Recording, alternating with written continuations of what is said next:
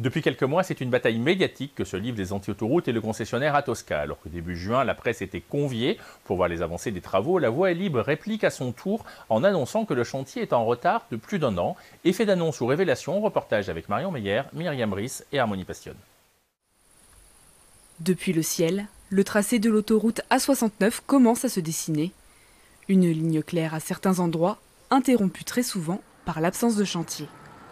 Sur cette parcelle près de Castres, les travaux d'un futur échangeur auraient déjà dû commencer depuis octobre dernier. Ici, on devrait voir un rond-point. À cet endroit-là, un pont au-dessus de l'autoroute.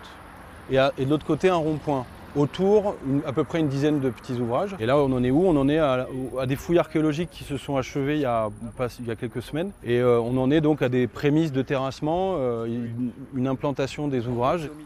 Thomas et Geoffrey sont opposés au projet d'autoroute.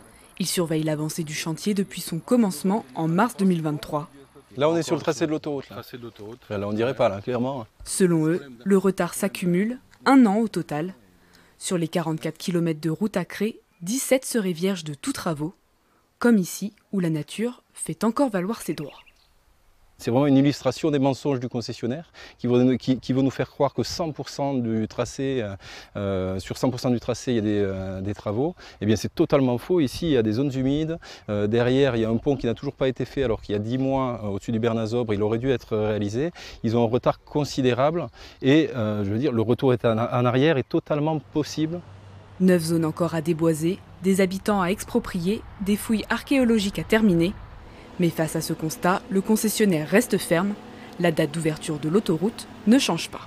Le planning s'adapte en fait à toutes les contraintes que l'on peut rencontrer en cours d'exécution, notamment celles effectivement liées à l'opposition à certains endroits du chantier.